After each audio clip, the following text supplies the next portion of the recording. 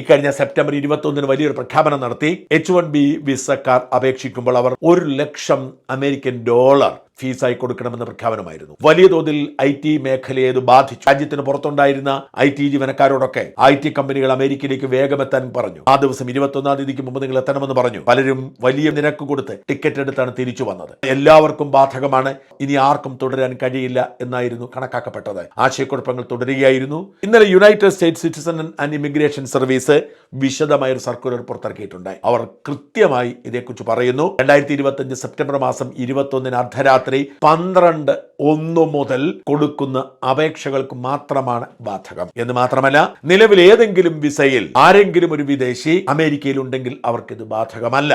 അവരുടെ കാര്യത്തിൽ തീരുമാനമെടുത്തിട്ടില്ലെങ്കിൽ കൂടി, അതായത് H1B വിസയ്ക്ക് വേണ്ടി അപേക്ഷിച്ചിട്ട് കാത്തിരിക്കുന്നവർക്ക് പോലും പുതിയ ഫീസ് ബാധകമല്ല. മാത്രമല്ല, നിലവിൽ H1B വിസ ഉള്ളവർ അവർക്ക് വിസ പുതുക്കുന്നതിന്, വിസ ട്രാൻസ്ഫർ ചെയ്യുന്നതിന് ഒന്നും ബാധകമല്ല.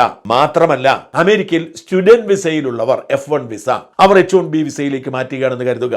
ഇപ്പോൾ സ്റ്റുഡന്റ് വിസയിൽ അമേരിക്കയിൽ പോയി പഠിച്ചുകൊണ്ടിരിക്കുന്നു. ആ പഠനശേഷം H1B വിസയിലേക്ക് മാറാമെന്ന പ്രതീക്ഷയിലാണ് ഇവർ ലക്ഷങ്ങൾ മുടക്കി പഠിക്കുന്നത്. എന്നാൽ സ്റ്റുഡന്റ് വിസയിൽ, അതായത് F1 വിസയിൽ ഉള്ളവർക്കും ഇത് ബാധകമല്ല.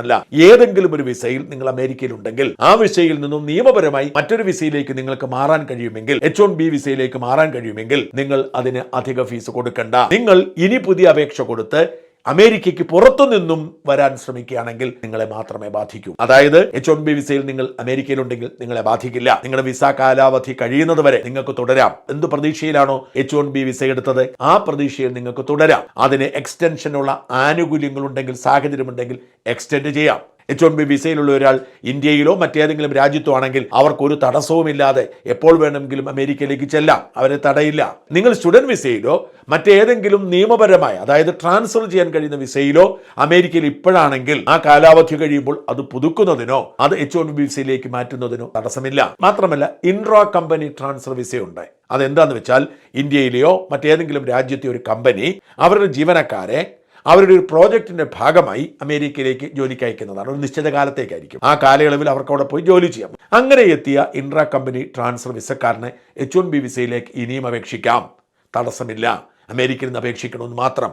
അതായത് ഇത് ബാധിക്കുന്നത് അമേരിക്കയ്ക്ക് പുറത്തുള്ള ഒരു വ്യക്തി ഇനി മറ്റൊരു അലോട്ട്മെന്റ് വിളിക്കുമ്പോൾ അതിനുവേണ്ടി അപേക്ഷിക്കുന്നവർക്ക് അലോട്ട്മെന്റ് കിട്ടിയാൽ അവർ വിസയ്ക്ക് അപേക്ഷിക്കണമെങ്കിൽ $1,00,000 ഫീസ് കൊടുക്കണം. അവർക്ക് മാത്രമേ ബാധകമാവൂ.